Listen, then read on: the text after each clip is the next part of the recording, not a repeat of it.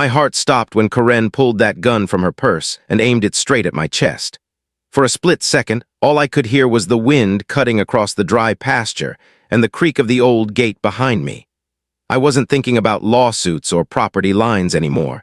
Just a rancher, standing on his own land, staring down a trembling barrel. "This ranch will never belong to you," she hissed, her voice sharp enough to slice through the silence. "One way or another, your family's legacy ends today." She laughed, a cruel, mocking sound that didn't fit the quiet Texas night.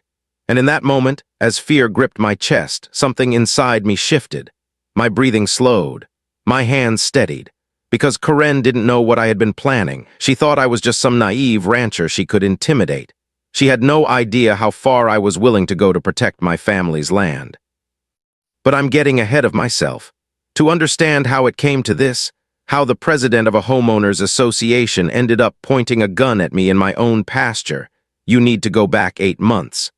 Back to when all I wanted was a quiet life. My name is Mason Thompson. Until last year, I was a software engineer in Austin, working remote, making good money, living in a one-bedroom apartment with more screens than windows. That life ended the day my parents died in a car accident. They left me Sweetwater Ranch, 150 acres of Texas soil my family had fought to hold on to for nearly a century and a half. I packed my things, walked out of city life, and drove back to the place I'd always called home. The moment my tires crunched over the gravel driveway, I felt the weight of generations pressing on me. The porch still sagged in the same corner it had when I was a boy. The screen door still whined on its rusty hinge. And the smell, that mix of dust, hay, and cattle, it was like stepping into my childhood again. But here, the truth, I knew more about coding than cattle. I could debug a server in under an hour, but fixing a busted irrigation line? That was another story. Thankfully, I had help. Jake Wilson, our ranch manager, had been with my family for over 40 years. 65, wiry as barbed wire and tough as leather, he knew every inch of Sweetwater Ranch better than anyone alive. The morning I arrived, he clapped me on the shoulder and said, "This land has Thompson blood mixed in the soil. Your ancestors built something that lasted. Now it's your turn to carry it forward." That meant everything to me. Jake became more than a guide. After my parents passed, he treated me like the son he never had. And then there was Rachel Henderson, my neighbor, a widow in her early 40s with 2 kids running her own spread after losing her husband. She started showing up with casseroles, practical advice, and a smile that made the hardest days feel lighter. Between her and Jake, I was learning how to run a ranch, one scraped knuckle and late-night repair at a time. Life was rough but steady until the day I met Karen. It was a Tuesday afternoon. I was out fixing fence posts with Jake, the sun burning my neck, when a shiny black SUV came crawling down our gravel driveway, kicking up dust like it was offended to be here. Out stepped a woman who looked like she belonged in a country club, not in cattle country. Beige slacks, silk blouse, sunglasses big enough to cover half her face. And her hair that short, sharp blonde cut people call the "I want to speak to the manager" style. She didn't smile, didn't say hello, just tilted her chin at me and asked, "Are you the owner?" When I told her yes, she introduced herself. Karen Wilkins, president of the Oak Ridge Estates Homeowners Association. I'd heard of Oak Ridge, a luxury subdivision half a mile from my fence line. She didn't waste time. "We've received numerous complaints about odors from your operation. It's affecting our residents' quality of life. We need you to address it immediately." I blinked at her. "Odors? Ma'am, I run cattle. Cattle smell my family. Been here 150 years. Your subdivision's not even 10 years old." She pursed her lips like she'd bitten into a lemon. "Mr. Thompson, we have ways of dealing with uncooperative neighbors. I strongly suggest you find a solution." Then, as she climbed back into her SUV, she threw one more jab over her shoulder. "And you might want to cut your grass. It's an eyesore from the Oak Ridge entrance." Jake spat in the dirt as her car rolled away. That Wilkins woman again. Her husband's the developer buying up all this land. They've been trying to get your folks to sell for years. I didn't think much of it until the letters started. The first came a week later, in an official-looking envelope. The Oak Ridge Estates HOA was fining me $5,000 for excessive grass height and unauthorized commercial activity. They even listed my family's historic red barn as an unapproved structure. I nearly spit out my coffee reading it. My property wasn't part of their HOA. Their rules had nothing to do with me. But the tone was clear: comply or pay. That night I called my old college buddy Sam Martinez, a real estate attorney. After scanning the letter, he said, "They have no jurisdiction, Mason. This is harassment, plain and simple, but tread carefully. Karen's husband James has money and friends in high places. This isn't their first time pulling stunts like this." Sam advised me to document everything. Keep every letter, every notice, every encounter. "If this goes to court," he said, "you'll need a trail of evidence." Back then, I thought it was just Karen, just a pushy HOA president with too much time on her hands. I didn't realize how far it would go, that this was more than fines and threats, that they wanted my ranch. And they'd stop at nothing to get it. The first time I realized this wasn't just some cranky neighbor feud was the morning I found the cattle gate swung wide open. It was early, sun barely over the horizon, the air still cool, the kind of morning where you hear every sound sharp: cicadas, the creak of the windmill, gravel crunching under your boots. I came out to feed and froze. A dozen head of cattle were gone, hoofprints scattered across the road. For a 6 second I thought I'd lost half my herd. Then, thank God, I spotted Rachel's pickup easing down the lane, her kids in the cab, and a small wave of dust behind a line of wandering cattle. She hopped out, breathless, helping me push them back through. "This wasn't an accident," she said firmly, her eyes scanning the gate chain, which had been unhooked and left dangling. "Somebody's trying to cause problems for you." The weight of her words hit me harder than I wanted to admit. Because by then the letters had multiplied. Every week, another notice from Oak Ridge's HOA. One demanded I repaint my barn because non-regulation colors weren't allowed. Another complained my roosters were disturbing the peace by crowing too early. It would have been laughable if the tone wasn't so threatening. And then came the vehicles. Unfamiliar cars parked by the fence line, men with clipboards taking pictures. When I approached, they mumbled something about county compliance and drove off before I could ask more. Jake kept muttering under his breath, calling it intimidation tactics. But I knew he was worried too. It got worse. One night just after midnight, the phone rang. No caller ID. I answered groggy and a rough voice growled, "Sell the ranch while you still can. Things can get dangerous for stubborn people." The line went dead. I just sat there in the dark farmhouse kitchen, staring at my reflection in the window. Every creak of the wood floor made me grip the baseball bat I'd started keeping by my bed. The silence of the countryside, usually comforting, suddenly felt menacing. By morning, I'd made up my mind. I wasn't going to just sit back and take it. That week, the city council was holding its monthly meeting. Open to the public, I decided I'd stand up on record and tell them exactly what was happening. Rachel came along for support, and Jake insisted too. "Those city folks need to see you're not standing alone," he said. When we pulled up, I knew something was different. The parking lot was packed. Usually only a handful of retirees showed up for these things. That night, every seat inside was filled. Karen and her husband James sat smug in the front row, Oak Ridge polo shirts scattered behind them like an army. During the agenda, I listened closely. Almost every vote seemed to benefit James Wilkins, development company, zoning changes, easements, tax breaks. The whole thing reeked. When public comment opened, my palms were sweating as I stepped to the podium. I introduced myself, owner of Sweetwater Ranch, land held by my family 7 generations. I laid out the harassment, the fake violations, the threats, the suspicious road approval cutting my ranch in half. "This appears to be a coordinated effort," I said, voice shaking, "to force me to sell my property below market value, and I won't stand for it." The mayor, Robert Davis, cut me off, red-faced, claimed my time was up. But before he could silence me, a voice boomed from the back. "Let him finish, Bob, or have you forgotten this is still a public meeting?" I turned. My Uncle Frank stood there in his veteran's regalia, a retired colonel, a man people still listened to. The room went quiet. With that kind of backing, the mayor reluctantly let me finish. I submitted all my documentation, the letters, the photos, the development plans I'd dug up. When I stepped down, a petite woman approached, introducing herself quietly as Councilwoman Lisa Chen. "That was brave," she whispered. "I've had concerns for months but always get outvoted. I'd like to help if I can." Then a reporter from the county paper slipped me her card. "Sarah Williams, County Chronicle. Not many people stand up to the Wilkins machine. I'd like to hear more." I barely had time to thank her before Karen intercepted us, her smile tight, eyes cold. "Quite a performance, Mr. Thompson," she said sweetly, though her words dripped with venom. "But this could have been resolved privately. You're making a serious mistake."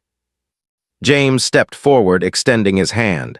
"Perhaps we should meet like businessmen. I'm sure we can find a mutually beneficial arrangement." His grip was crushing, his smile practiced. But Karen wasn't subtle. She leaned close, her voice low and sharp. "Nobody goes against us and comes out ahead. Nobody." That was the night I realized this wasn't just about smell complaints or petty fines. This was a war, and they weren't playing fair. The first real crack in my confidence came with the fire. But before that night, the harassment had already shifted from annoying to dangerous. It started small, broken fences, gates mysteriously left unlatched. But soon it became clear someone was actively trying to sabotage the ranch. One morning I found both tractors dead in the shed. I thought maybe it was a bad fuel delivery until Jake pulled the caps off and caught the sharp, sweet smell. "Sugar," he muttered. "Somebody poured sugar in your gas tanks. They wanted to ruin your engines." I stared at him, a hollow pit opening in my stomach. These weren't pranks. These were calculated moves to break me down piece by piece. It got worse. Late one night I was jolted awake by pounding on the farmhouse door. Jake's voice panicked. "Mason, the barn." I threw on my boots and ran out barefoot across the gravel. Orange flames licked up the side of the hay barn, smoke thick in the night air. We grabbed hoses, buckets, anything we could find. Rachel showed up in her truck, headlights cutting through the chaos, her kids still in pajamas, handing us water jugs. By some miracle, we stopped the fire before it spread to the livestock pens, but the barn was badly damaged. Later, the inspector confirmed what we already knew. Accelerant, broken window, clear evidence of arson. That night, I didn't sleep. I sat on the porch with a shotgun across my lap, the stars overhead blotted by drifting smoke. Every sound in the darkness felt like a threat. I'd grown up thinking this land was safe, sacred even, but now it felt like a battlefield. And the worst part, I knew who was behind it, everyone did, but proving it was another matter. Deputy Mark Johnson came out the next day to file the report. We, grown up together, played Little League side by side, but even as he wrote down the details, I could see the conflict in his face. "Off the record, Mason," he said quietly, lowering his voice so no one else could hear. "I know who's behind this, but the sheriff plays poker with James Wilkins every Thursday. I've been told to treat complaints about your property with skepticism." He looked me dead in the eyes. "I'll file the report, but don't expect much." That was the moment it hit me. This wasn't just about Karen and James. Their influence ran deeper, into the sheriff's office, into City Hall, maybe even further. For the first time since inheriting the ranch, I thought about walking away. Selling, taking the money and escaping this nightmare. But then I looked out at the land, the pastures my grandfather had worked, the fences my father had mended, the soil soaked with the sweat of generations. How could I be the one to give it up? The next morning I called Sam, my lawyer friend. "I'm done playing defense," I told him, my voice steady despite the exhaustion. "It's time to fight back." That same week, Rachel and I discovered just how low the Wilkins were willing to go. We were checking the creek that ran along our properties when Rachel crouched down, frowning. "The water doesn't look right," she said, swirling her hand through the current. There was a rainbow sheen on the surface and an acrid chemical smell that caught in my throat. We followed the stream upstream, pushing through brush, until we stumbled on half-buried barrels leaking oily liquid straight into the water. Rachel's face went pale. "This isn't just runoff, this is toxic, highly illegal." I snapped photos, collected samples, and called the state environmental office. The investigator confirmed it: hazardous construction waste. Dangerous, illegal, and tied to Oak Ridge's development. But he also warned me. Cases like this take time, especially when local officials are involved. Time was the one thing I didn't have. That night I upgraded the ranch security. Hidden cameras, motion lights, a backup power system so nothing could mysteriously shut off again. If the Wilkins wanted to escalate, I'd be ready. For a few days, things went quiet. Too quiet. No letters, no cars by the fence, no late-night calls. It felt like the pause before a storm. Sam kept pushing me to get everything on paper: the sabotage, the threats, the environmental evidence. He wanted to build a case strong enough to crack even the Wilkins' grip on the county. And then one night, I got the proof I didn't expect. I was finishing chores, sweat dripping into my eyes, when a sleek car pulled into the drive. Tinted windows, engine idling like it didn't belong on a ranch road. A young man stepped out, looking around nervously. "I'm Ethan," he said. "Ethan Wilkins, Karen and James' son." I froze, every muscle tense. But then he said the words that changed everything. "We need to talk, tomorrow, somewhere private. You don't know how bad this really is." And just like that, I realized, even inside the Wilkins family, cracks were beginning to show. I didn't sleep that night. The image of Ethan Wilkins, Karen and James' own son, standing in my driveway, stuck in my head. His eyes darting over his shoulder, his voice low like he was afraid of being followed. "You don't know how bad this really is," he'd said. By sunrise, I was packing the kitchen, the old farmhouse floorboards creaking beneath my boots. Jake poured himself coffee and watched me. "You trust this boy?" he asked, his weathered hands steady on the mug. "I don't know," I admitted. "But if the enemy's son shows up at your doorstep, you don't just ignore it." The next day, I drove 30 miles out of county lines to meet Ethan at a small diner off the highway. The place smelled of bacon, grease, and burnt coffee, and the vinyl booth stuck to the back of my legs. He was already there, head bent low over a cup of coffee, tapping the table nervously. "Thanks for coming," he muttered when I slid into the seat across from him. He glanced at the door before lowering his voice. "You need to understand my parents. They've done this before, over and over.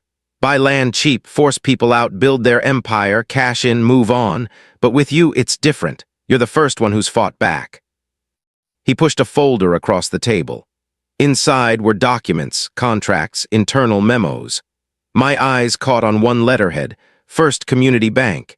It detailed an agreement to quietly deny loans to property owners in areas targeted for acquisition. "That explains it," I whispered, remembering my rejected loan application despite my perfect credit. "They're desperate," Ethan said. "Dad's leveraged everything on Oak Ridge Grand. If it fails, they lose everything. And Mom," he shook his head, "she's unstable when she doesn't get her way. I've seen her shaking with rage, screaming your name." Hearing that chilled me. I'd seen her anger, but to know it spilled into their home, it made her even more dangerous. Over greasy eggs and burnt toast, Ethan laid out the truth. The backroom deals with the mayor, the false fines, the intimidation. He hated what his family had become, and he wanted out. "Why tell me all this?" I asked finally. He looked me in the eye. "Because they're going to destroy you if you don't hit back harder, and because somebody has to stop them." That night, as I spread his documents across my dining table, I realized the scope of what I was up against. This wasn't just harassment anymore. This was systemic corruption, and I was tangled in the middle of it. And then the sabotage reached a boiling point. 2 nights later, I woke to Jake pounding on my door again, his voice hoarse with panic. "Mason, the barn's on fire." By the time I stumbled outside, smoke was pouring from the hay barn. The flames lit up the pasture, crackling like gunfire.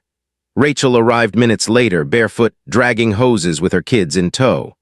We fought like hell, coughing, choking, until the fire sputtered out just short of the main house. The damage was heavy. Charred beams, ruined feed, losses I couldn't afford. The fire inspector didn't mince words. "Accelerant, broken glass, somebody set this." I knew who. And I knew I was running out of time before someone got seriously hurt. That evening, sitting on the porch with the smell of smoke still in my clothes, Rachel put a hand on my shoulder. "They want you to break. They want you to sell cheap. But Mason," her eyes burned with conviction, "if they scare you off, they'll do it to every rancher left out here." Her words struck deep. This wasn't just about my family anymore. It was about everyone. The next morning, I called Sam. "It's time to go on a fence," I told him. And fate handed me another weapon. Rachel and I went back to the creek to check the contamination. The oily sheen had worsened, the smell sharp and chemical. We followed the stream and found more barrels hidden among the brush, leaking poison into the water. We called the state environmental office again. This time I sent them the photos, the samples, and Ethan's documents. The investigator's tone shifted. "This isn't just runoff," he said gravely. "These are industrial solvents. If what you're saying is true, this could trigger a state-level investigation." For the first time, I felt the tide shift. But I also knew what was coming. Because people like Karen and James don't just roll over, they hit back harder. And sure enough, 2 nights later, my new security cameras lit up. 3 figures in dark clothes, moving along the back fence line. When the motion lights snapped on, they bolted into the woods. I watched the grainy footage on my laptop, my stomach turning. These weren't kids sneaking around. These were grown men sent here with a purpose. I sent the footage straight to Deputy Mark. His voice was low, almost apologetic. "I'll increase patrols, but Mason, you need to understand, you're poking a very dangerous bear." I looked out at the darkened pasture, the land that had carried my family for generations, and felt the weight of it all pressing down. Maybe I was poking the bear. But this was my land, and I wasn't about to let the bear win. You ever stand in front of a room full of people, your heart pounding so loud it drowns out your own words? That's what it felt like when I returned to City Hall. Only this time I wasn't just a scared rancher begging not to be bullied. I was walking in with proof. Ethan's documents, the creek samples, photos of barrels leaking poison into the water, a file thick enough to choke a shredder. Rachel was beside me, Jake behind us, arms crossed like a sentry. And when we stepped through those doors, I noticed something different in the air. The council chamber was packed again, not just Oak Ridge polo shirts this time, but farmers, ranchers, townsfolk. Ordinary people who had read Sarah Williams' article in the County Chronicle. That piece had lit the fuse. "Historic ranch at center of controversial development plan." That was the headline. Sarah had told the story of Sweetwater's legacy, of the harassment, the threats, the road the mayor had approved through my best pasture. She named names, and people noticed. Karen sat in the front row, her jaw tight, smile frozen, eyes darting around the room like she was daring anyone to look away. James leaned back, arms folded, smug but stiff. When the agenda reached the public comment section, I stood. My palms were damp, but my voice was steady. "My name is Mason Thompson. My family has owned Sweetwater Ranch for 7 generations, and what's happening here isn't just harassment, it's corruption." I laid it out piece by piece. The false fines, the sabotaged ranch, the creek poisoned by illegal dumping, the conflict of interest between James Wilkins' company and Mayor Davis' approvals. I didn't shout, I didn't threaten. I just spoke plainly, letting the evidence do the talking. When I finished, the room buzzed with murmurs. The mayor tried to gavel me down early again, but Councilwoman Lisa Chen cut in this time. "He still has 30 seconds, she said firmly, eyes locked on him. And then from the back of the room I heard it again, my Uncle Frank's voice. "Let him finish, Bob." The mayor's face went crimson. Afterward, people swarmed me, neighbors I hadn't spoken to in years, strangers with stories of their own. One elderly woman leaned close and whispered, "Karen made me tear out my memorial garden for my daughter, said the flowers were HOA approved." Her eyes welled. "We've been afraid to speak up, until now." That was the moment I realized it wasn't just my fight anymore, it was everybody's. Sarah published a follow-up 2 days later. "Residents speak out against HOA abuse." She printed the stories of Oak Ridge homeowners who'd been fined into submission, threatened with liens, forced to tear down porches or fences for arbitrary reasons. She printed the creek photos. She even quoted Councilwoman Chen, who admitted she'd been outvoted repeatedly on development projects tied to the Wilkins family. And just like that, the cracks in their empire started to show. At first, Karen tried to hold her composure. She called a special HOA meeting at the Oak Ridge Clubhouse. I showed up. I wasn't technically a member, but their bylaws made meetings public. The room was full tense. Karen stood at the front, hair perfect, pearls gleaming under the fluorescent lights. She opened with her usual false politeness. "This is a private community issue, and outsiders." I cut her off. "Actually, your bylaws say otherwise. Meetings are public." I didn't raise my voice, didn't need to. From the back, an older man stood. "Since we've got an audience, maybe we can finally talk about the financial reports you've refused to share. 3 years, Karen. 3 years of dues going up while services go down." A murmur rippled through the crowd. Someone else shouted, "And what about that security system installed only around your house?" Karen's smile faltered. It was like watching a dam break. Years of fear and silence bursting out all at once. One by one, residents stood and aired their grievances. Why had dues gone up 60% while community projects disappeared? Why were only James, contractors hired, always at inflated rates? Why hadn't there been a board election in 5 years? Karen tried to bang her gavel, to shout over them, but her voice cracked. For the first time, she wasn't in control. I didn't say much, just watched, because I didn't need to.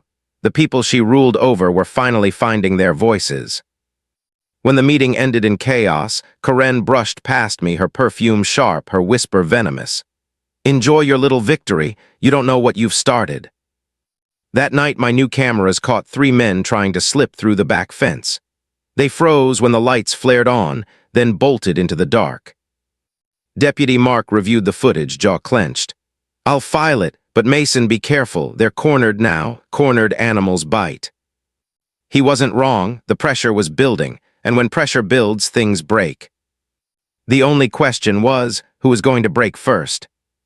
The night the water samples came back, I knew things had shifted from a neighborhood dispute to a full-blown war. Rachel had called me in a panic. "Mason, you'd better get over here, now."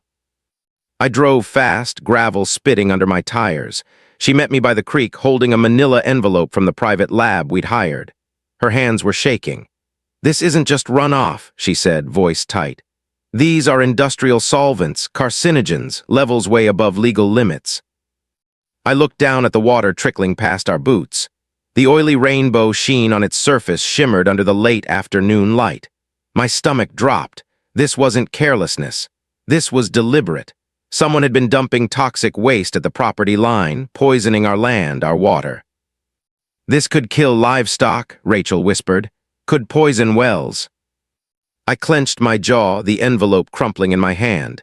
It wasn't just about my ranch anymore. It was about everyone downstream. We sent the results directly to Agent Gonzalez at the State Environmental Office, bypassing local authorities completely. She didn't sugarcoat it. "These findings are serious. This isn't just harassment anymore, this is criminal. And you did the right thing by coming to us." For the first time in months, I felt a spark of hope. But I also knew, once the Wilkins caught wind of this, they'd fight even dirtier. And I was right. The very next evening, I got an unexpected visitor. Sandra Davis, the mayor's wife. She showed up alone, her car parked half-hidden under the oak trees, her hands clasped like she'd been rehearsing what to say. Inside my kitchen, she spoke in a rush. "Robert doesn't know I'm here, but this has gone too far. I can't stand by anymore." Her eyes were wide, fearful, but steady. She told me her husband was deep in James Wilkins' pocket, campaign money, personal loans, political favors. And worse, James had leverage on half the officials in the county. Financial problems, affairs, old secrets, they use it all. Then she slid a USB drive across my table. "These are Robert's emails with James, proof of collusion. There's enough here to bring the whole thing down." I stared at her. Why risk this? Why now? Sandra's voice broke. "Because Karen threatened our daughter. She told Robert if he backed out on the road approval through your ranch, she'd make sure everyone knew about a DUI our girl got in college. They'll stop at nothing. I sat there in stunned silence, staring at that little drive. It felt like holding a grenade with the pin pulled. The very next morning, Agent Gonzalez confirmed what I already knew. The emails were a goldmine. "This connects the dots," she said firmly. "We can move this from environmental violations to full-blown corruption investigation. But Mason, this also makes you their #1 target." She wasn't wrong. The retaliation was immediate. My property taxes were recalculated, suddenly thousands higher than before. Rachel got approached by strangers offering to buy her land for pennies, with thinly veiled threats if she refused. Even Jake was stopped by a patrol car on his way back from the feed store, cited for faulty taillights that worked perfectly fine. But something unexpected started happening too. The more the Wilkins pushed, the more the community rallied. Ranchers showed up in convoys of pickup trucks, hammering nails into my fences, repairing fire damage, hauling hay.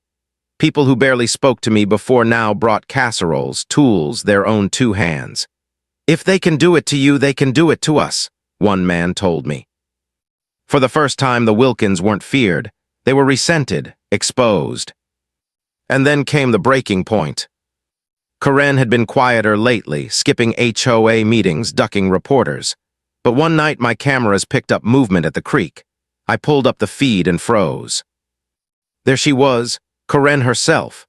Designer blouse, hair perfect even in the moonlight, standing knee-deep in the mud with two men at her side, directing them as they dumped containers into the water. My stomach turned cold. She wasn't just complicit, she was leading it. I grabbed my phone, hit record, and called Deputy Mark as I bolted toward the stream. The men scattered when my flashlight hit them, but Karen stood her ground, her face twisted with rage. "You think you're clever," she spat, "turning people against us, threatening everything we've built." And then she reached into her purse. For a second the world froze. My breath caught, the only sound the rush of the creek. She pulled out a handgun, leveled it at my chest. "This is still my land," she snarled, "and you're trespassing." I held my phone steady, the camera rolling, my voice calm despite the fear burning in my chest. "This isn't your land, Karen.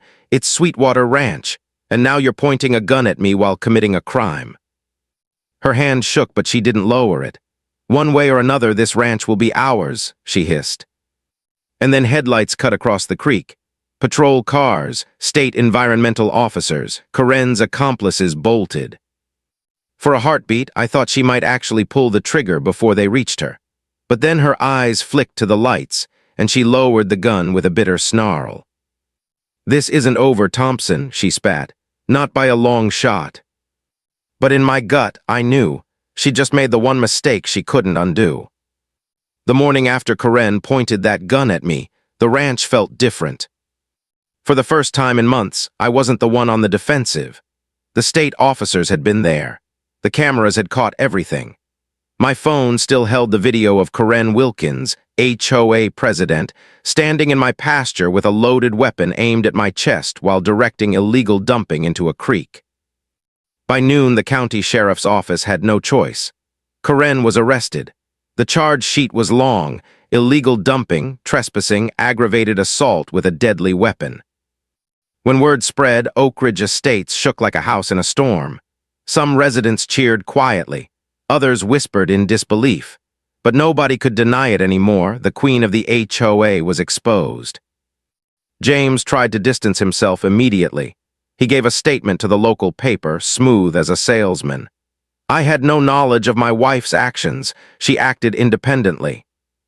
But the problem for James was that the walls were closing in on him too. Sandra Davis. Emails had been turned over to investigators. Bank records were being subpoenaed, and the state attorney general's office had frozen assets tied to Wilkins Development Group pending investigation. For a man who built his power on money and influence, James was suddenly running out of both. That's when Sam called me with the idea. "Mason," he said, his voice low and deliberate, "I've been digging into Oak Ridge Estates' HOA finances. They've taken out huge loans for infrastructure improvements. Loans Karen's been funneling into the wrong places, and those loans, they're about to default. I didn't understand at first. So what? That's their problem. No, Sam said. It's your opportunity. With the right financing, you can buy the HOA's debt from the lenders. You become their primary creditor, which means legally you control the HOA. I sat there in stunned silence, buying the HOA that had tried to destroy me. The irony was almost poetic. Uncle Frank stepped in. He'd stayed close after the council meeting, keeping an eye on things. Now he made calls to some of his old military contacts who worked in state politics and finance. I can help backstop you, he said simply. This isn't just about land anymore, Mason. This is about principle, and principles are worth investing in. Between Frank's backing, my Austin savings, and a cooperative bank outside James' sphere of influence, we pulled it off. Quietly. Legally. Within weeks, I wasn't just the man fighting the HOA. I was the HOA's biggest creditor. At the same time, Sam filed legal paperwork invoking my grandfather's old covenant on part of Oak Ridge Estate's land. 50 years earlier, he'd sold acreage with a clause. If it was ever used for anything but single-family homes, the Thompson family had the right to buy it back at the original price plus inflation. James' flashy Oak Ridge grand development included commercial spaces, a direct violation. It wasn't just leverage, it was ownership. And the land included the very heart of Oak Ridge, the HOA headquarters, even the Wilkins mansion. James must have felt the ground shifting beneath his feet, because he called me one afternoon, voice tight, desperate but still trying for charm. "Let's be reasonable, Mason," he said. "You don't understand the forces at play here. Walk away now and I'll make sure you're compensated. Keep pushing and you'll bring everything down, including people who don't deserve it." I let the silence stretch. Then I said evenly, "James, this isn't about money. It's about accountability. You threatened me, sabotaged me, poisoned my land. You don't get to call this reasonable now." There was a pause, his mask slipped, his voice dropping into anger. "You don't know what you're doing." But I did. For the first time in this whole ordeal, I knew exactly what I was doing. When the next HOA meeting rolled around, I walked into the clubhouse as if I belonged there. Karen was gone, still facing charges. James sat stiff in the front row, pale and exhausted as the board tried to maintain order. When the floor opened for questions, I stood. As the HOA's primary creditor, I'm here with a restructuring plan. One that lowers dues, increases transparency, and finally gives homeowners the voice they've been denied for years. The room erupted. Cheers, applause. Residents who had lived in fear under Karen's rule now saw a way out, a way forward. James tried to protest, but the board voted unanimously to remove Karen from her presidency and accept my proposal. The reign of the Wilkins was over. That night, I walked out of Oak Ridge's pristine clubhouse and into the humid Texas air with Rachel at my side. For the first time in months, I could breathe. But I also knew this wasn't the end. James was cornered, and cornered men can be dangerous. Still, I couldn't help but feel a quiet sense of justice.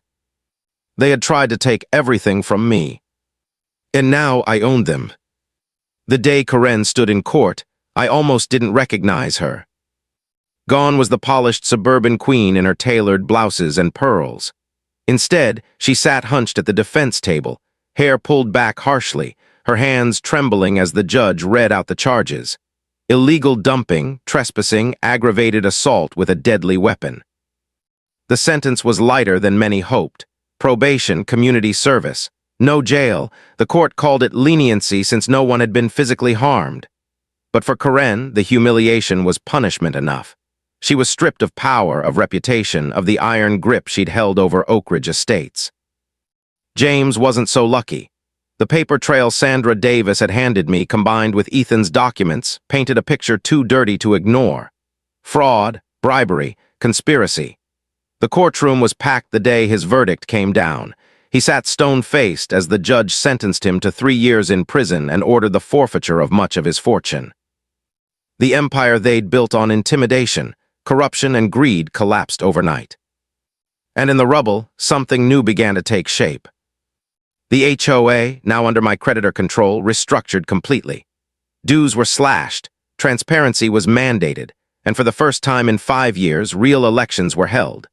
Ordinary homeowners who had once whispered in fear stood tall and voted in leaders they trusted. When I proposed turning part of the land into a community green space instead of condos, the room broke into applause.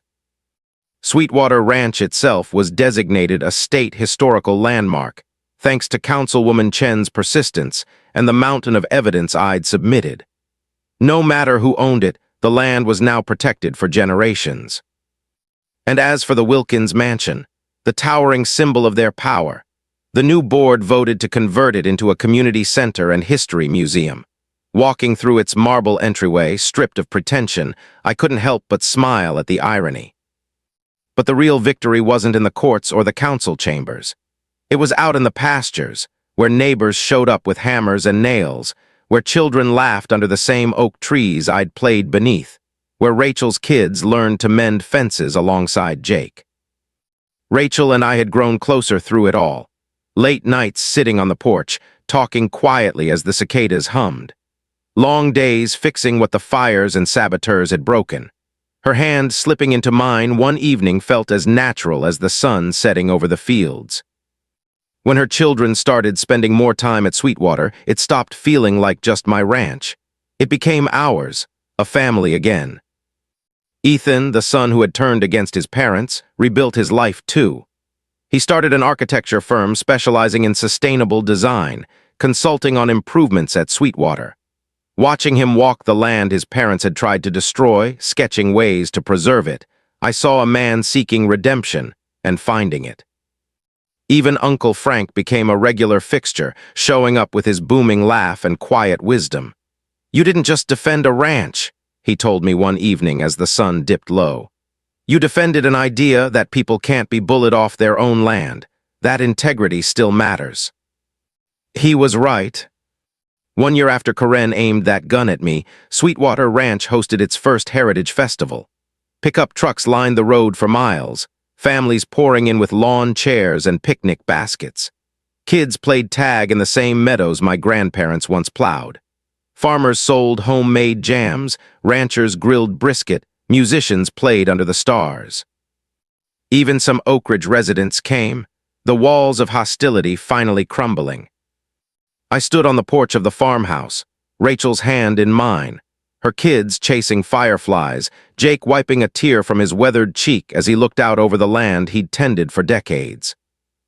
When I gave a short welcome speech, my voice caught for a moment as I looked at the faces gathered before me.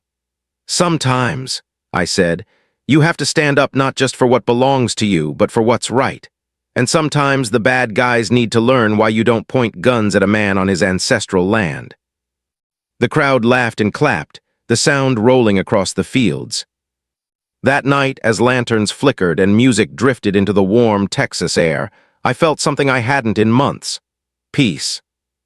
The Wilkins had lost everything, their names whispered now only as warnings of greed and corruption. Reports said they moved to Florida after James' release, trying to start over. But here in Sweetwater, their legacy had already been rewritten as a cautionary tale, not a dynasty. As for me, I finally understood what my parents had meant when they talked about legacy. It wasn't just acres and deeds. It was resilience, community, the simple truth that some things, heritage, decency, dignity, matter more than profit margins and power plays. Rachel and I married in the meadow behind the farmhouse the following spring. Jake gave her away, her children standing proudly by our sides. Uncle Frank toasted us under the wide Texas sky, his voice breaking as he said, "To the land that brings us together and the courage to defend it." And as the sun set that evening, painting the fields gold, I thought about what my parents had left me. Not just the land, not just Sweetwater, but the conviction that some things are worth fighting for no matter the odds. That sometimes justice doesn't come in a courtroom, or from a badge, or a council vote. Sometimes justice looks like watching the woman who once tried to evict you pack her designer clothes into cardboard boxes, leaving the mansion you now own. Not for revenge, but because actions have consequences. And on Sweetwater Ranch, Consequences finally came due. You've heard this confession, now wait until you hear the next one. The truth that shatters everything you thought you knew.